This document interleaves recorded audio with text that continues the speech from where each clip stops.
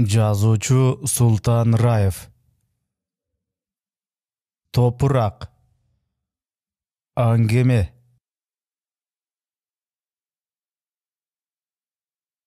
Мурат апасынын акыркы сөзүн укпай калды. Алыскы Швецияда иш сапар менен жүргөн. Мурат узак жолго сапар тартаар алдында Ошко келип апасынын жанында көпкө отурган.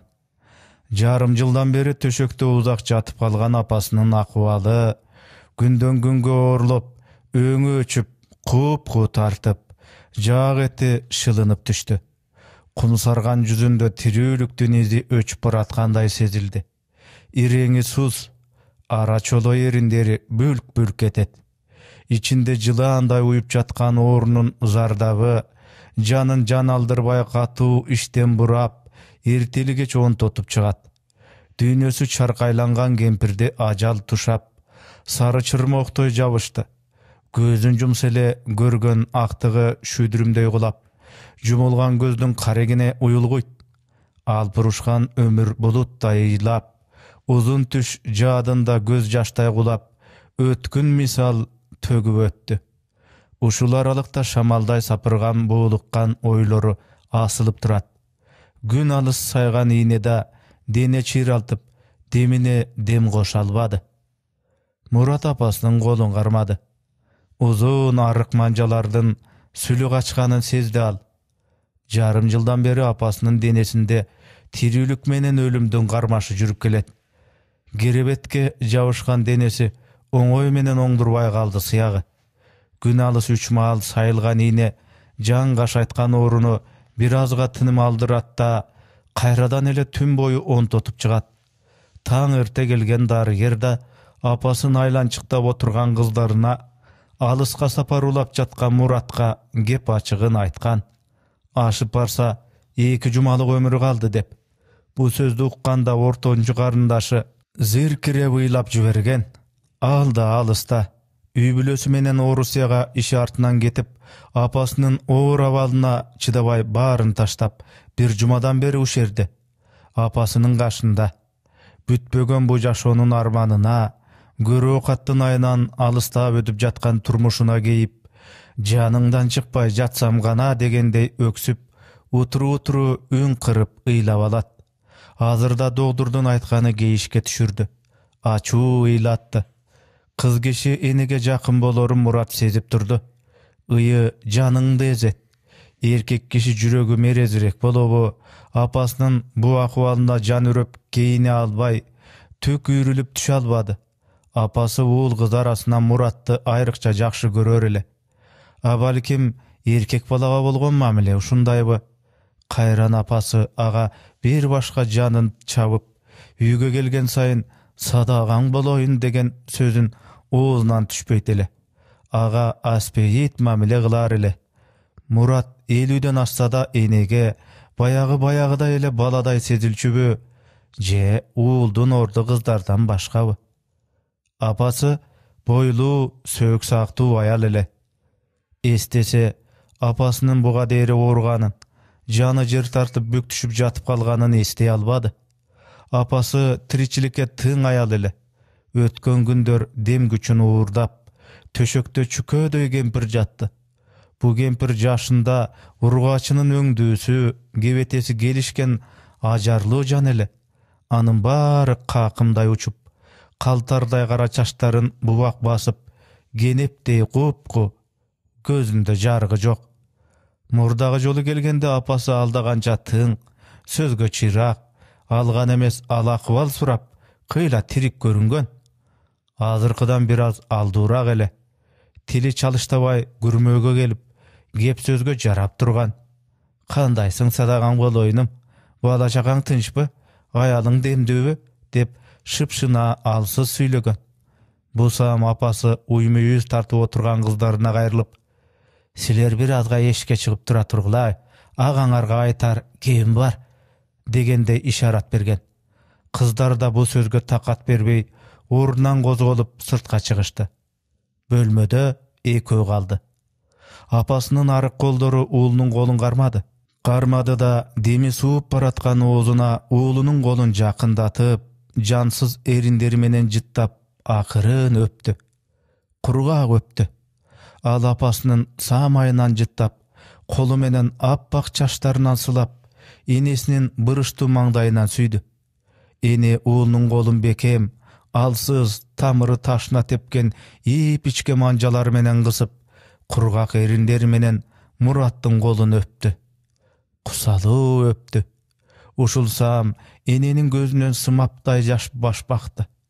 Көз кудугу эба кургап калган апасы бу жылтыр жашты жан тамырынан сыгып чыккандай болду.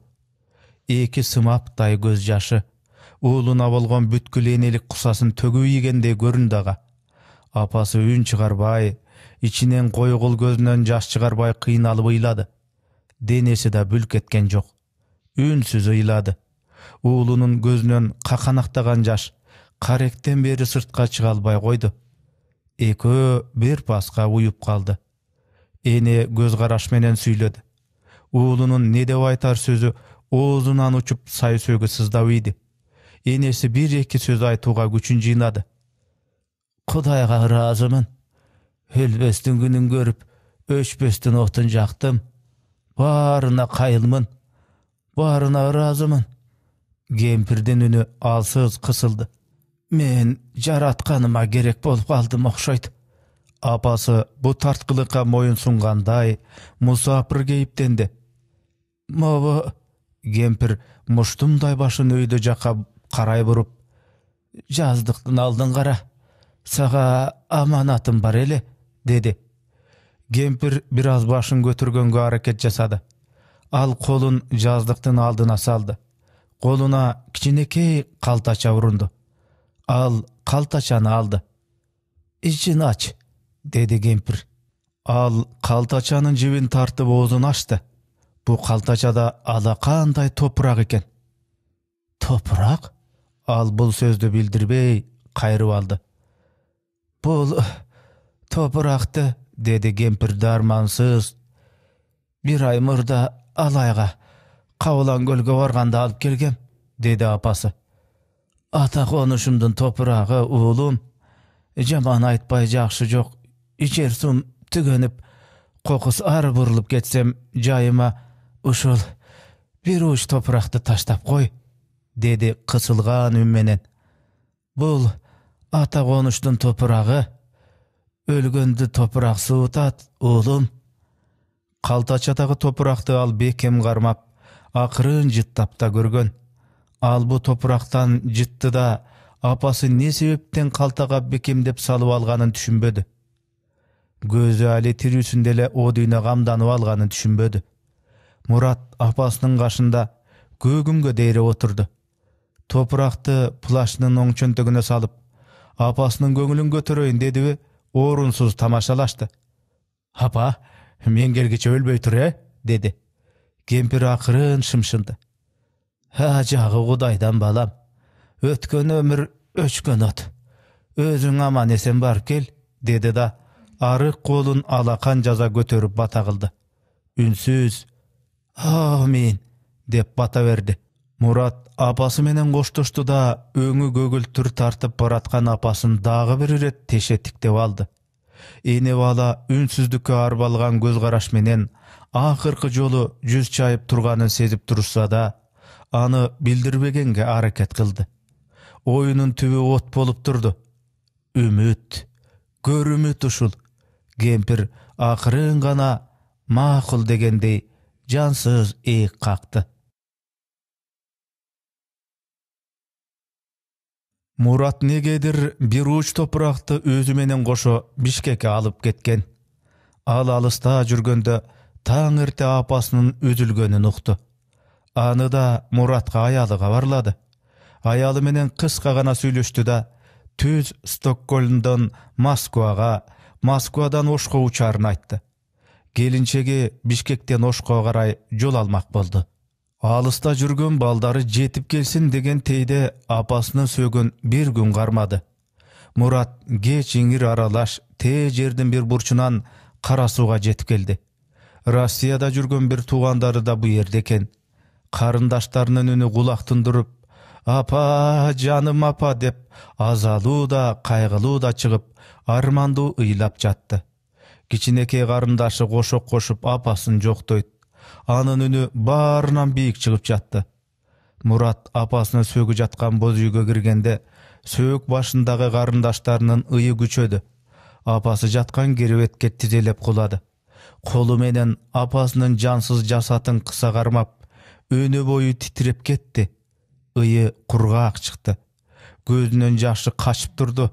Бу жердегилердин бирөө апасынын жүзүн ачты. Көзү жумулган, улуу уйкуга кеткен апасынын жүзү ага ажарлуу тартылды. Ошо жүзүндөгү ажары улуу уйку баскан ааламга апасын жетелеп баратты. Апасынын ууртунда өлүмгө баш урган белгисиздик турду. Эркек үнсүз иштен сыздайт.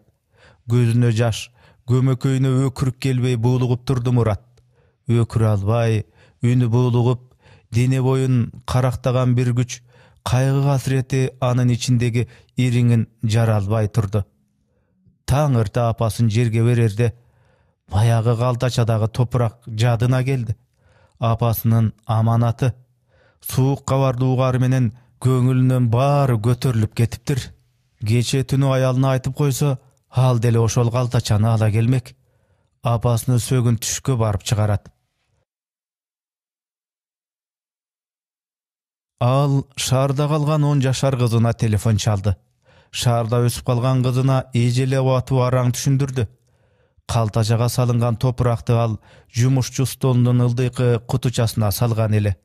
Кызы араң тапты. «Папа, а что делать с этой глиной? Это же глина», — деди кызы. Ушу күнү таң эртең шопурда учмак бул жака. Ал шопуруна телефон чалды да, үйүнө барса кызы ага бирдемке берерин айтты. Эмне экенин эжелеп түшүндүрбөдү. Аны сөзсүз ала кел, деди кызга. Түш жамалаш шопуру жетип келди. Апасын сууга алып жаназасы окулду. Сөөктү эркектер желкеге алаары менен кыздардын ыйыга атуу чыкты. Бу ый бир тууган карындаштарынын ыйы. Көпчүлүк сөөктү желкеге көтөрүп мазарды карай бет алды. Мурат айылдын көрүстөнүнө жетер жеткиче апасынын сөөгү коюлган табытты көтөрүп барды. Желкесинен түшүрбөдү. Эч ким менен алмашкан да жок. Куран окулуп, сөөктү көргө койду. Эң оболу ал баягы калтачадагы топуракты жайга салды. Салардын алдында алаканындагы топуракты баягы апасын сыга кучактап, жытын искегендей топуракты жыттады. Топурактын жытын эми сезди ал. Бу топуракта апасынын жыты бардай сезилди. Ал биринчи жолу топурактын жытын сезди. Топурак апасы жыттанды. Жайга топурак сала баштады. Колу менен жаңы эле казылган жайдын топурагынан да ууштап алып, сөөк жаткан казанакка таштады. Шиленген топурак жайга толуп чыкты. Уулу эми түшүндү. Көрсө апасы ата конуштун ыйык топурагын койнуна кысып жатайын деген тура. Мурат апасынын «Топурак сенден буйурсун, уулум» деген абалкы сөзүнүн маанисин эми болголоду. Апасынын өткөнүнө жылайланды. Турмуш өз нугу менен өтүп жатты. Бу сапар ал иш менен Жапонияга келди. Күнчыгыш өлкөсүндөгү бир жума көз ачып жумгуча учкан куштай зымырап өтүп кетти. Жапонияны кандай элестетсе ошондой эле экен. А бирок өз көзү менен көргөндө ал ойлонгондон да бул өлкө башкача таасир калтырды. Кетер күнү Токиодон 200 чакырымдай алыс турган ыйык Фудзи тоосуна барып келүүнү чечти. Бу тоо тууралуу көп уккан, көп окуган. Атактуу жапон сүрөтчүсү Кацусика Хокусайдын Фудзинин 36 көрүнүшү сүрөттүрмөгү жөнүндө эчен ирет окубады эле. Сүрөтчүнүн бу ыйык тоого болгон сүйүүсү түбөлүктүүлүк символундай көрүнөр эле. Те алыстан Фудзи апасы койнуна ыйык топурагын кысып жаткан алай тоолоруна окшоп кетти. Фудзини жапондор ыйык тоо катары таберик тутат. Ушул тоого зыяратка келген ар бир жапон көкүрөктөгү сырын төгүп, арманын арылтып, жакшылык ниетин байытып кетет. Хокусай Фудзинин туш тарабынан тарткандай эле Бу тоону кай жагынан караба улуу сырдык атып жаткан купуя дүйнөгө окшойт. Таң эрте жапондор Фудзиден күндү тосот. Уясынан чыккан алоо күн Фудзиден көтөрүлүп батышка карай жол улап кетет.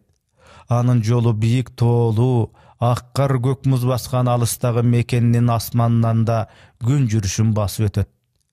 Мурат Фудзинин этегине барып колуна бир уч топуракты алды. Топурак жытын сезди. Топурак жыты Мураттын алай дүлүй болуп турган дүйнөсүнө жапон акыны Сайгёнун таржымалын салды. Кайран акын 3 сап ыр жазам деп ааламды безип, бу Фудзинин боорундагы тамтыгы чыккан алачыкта жашап, жалгыз аяк жолдо өмүр өтүп, ыр кучактап чирип өлгөнү, жалгыздык жан кудайына айланып, адамдардан оолак жашап, Фудзинин дарактарында безеленип учкан куштар менен, шылдыр аккан суу менен, шамалга дирилдеген жалбырак менен, түнкү тунук ай менен, таңкы күн нуру менен сүйлөшүп, жалгыздыкты жан соого чалган Сайгёну эстеди. Анын 3 сабырын эми Фудзинин жели болгон саптарын эми түшүндү. Тирүүсүндө түткүнчүк болуп элден сүрүлгөн Сайгё өлгөндөн кийин даңталып, уламышка айланды. Даңталыш үчүн өлүм гана кажетпи?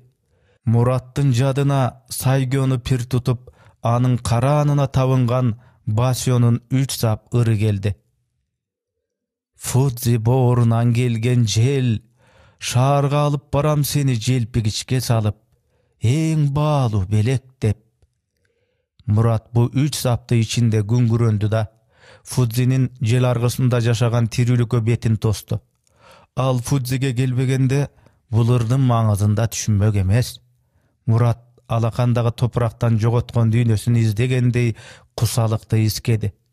Апасы ата конуш топурагын бекем кысып жерде жатпаганда, ал деле бу жердин топурагына маани бермек эмес, жыттамак эмес, алаканда салып алыскы мекенин эстемек эмес. Бир уч топурак алыскы мекенин сагынтырды. Эртең өз жерине жол алат. Мурат канча ирет бу ыйык жерге келсем деп тилек кылып, ниет байлап жүргөн ичинде. Мына ал ошол ыйык жерде 70ке келгенде бу ыйык тоону жанындай сүйүп, Фудзинин 36 тарабынан сүрөткө тарткан Хокусайдын тоосунда турду. Тоонун сүрү, калдайган карааны, деми, кубаты аны бир самга кыял бешигине терметти. Ал кыялында жарыктык апасы менен ушул ыйык тоонун боорунда жүрдү. Экөө күндүн алоо нурларын элде мурда тосуп чыкты. Апасы ошо күн нуруна жүзүн чайды, нурга жүзүн жууду. Ал бул тоонун боорунда кыялы элеп-желеп болуп, Фудзинин учу булут желген чокусунда, кадимки Ясунари Кавабата жазган 1000 канат турналардай учуп жүрдү. Апасы да турнага айланып кетиптир.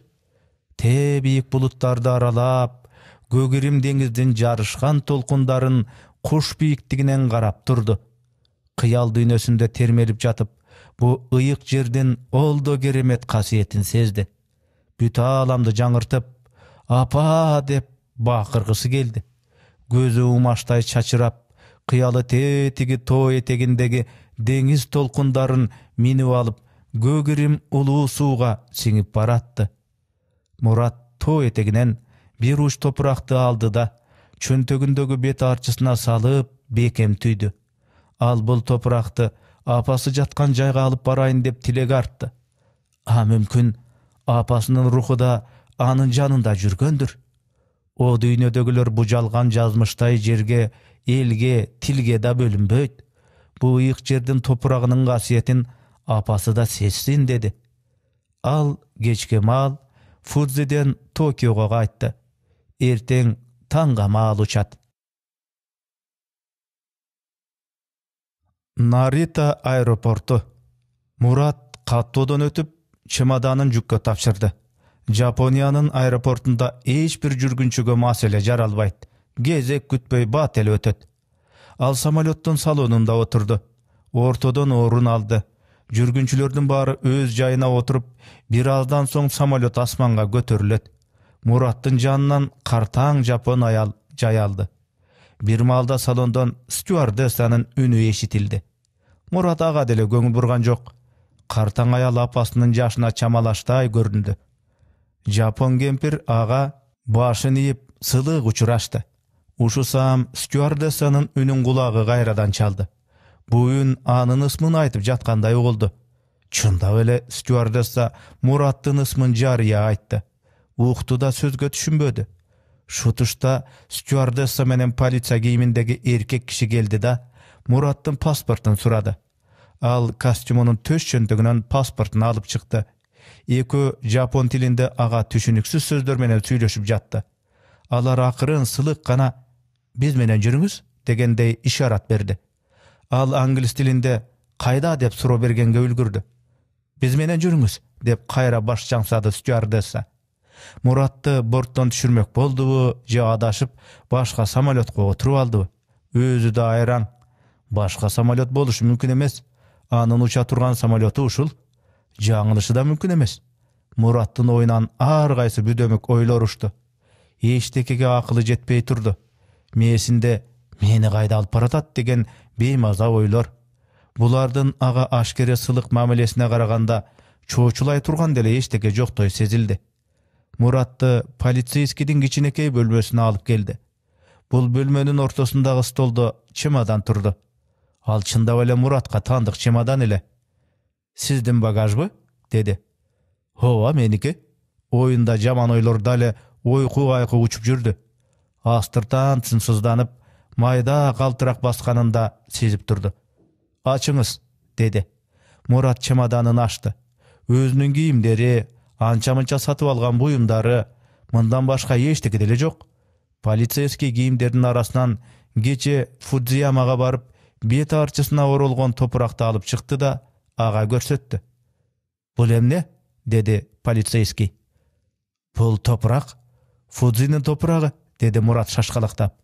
Полицейский топуракты целлофан баштыкка салды да «Муну алууга болбойт» деп кыска сөз айтты да «Самолетті кармабай, пассажирди салонго алып баргыла», деди англис тилинде. Эч ким ага эчтеке деп толук түшүндүргөн да жок. Болгону бет арчыдагы топуракты гана чемодандан алып калды. Мурат кайрадан самолеттун салонуна стюардессанын коштоосу менен келип отурду. Жүргүнчүлөрдүн баары аны түшүнө бербей оолурая карап калды. Самолет абага көтөрүлдү. Иллюминатордон Жапон аралы көрүндү. Улуу суунун ортосундагы Жапон аралы көрүндү. Кемпир аралды өзгөчө сүйүү менен карагандыгы анын көзүнөн да, жүзүнөн да көрүнүп турду. Мурат да асман алдында калган Жапон аралын карап, ойлуу тигилди да, жанында отурган кемпирге үн катты. «Мен бир уч Жапон топурагын өз өлкөмө алып кетейин дедим эле, ырым кылып. Багажымдан алып койду», деди Мурат. Кемпир бир саамга унчукпай, акырын гана үн катты. «Жапондун жери ыйык», деп аял ойго тунжурады. «Биз бир уч топуракты да сыртка чыгарбайбыз», деди.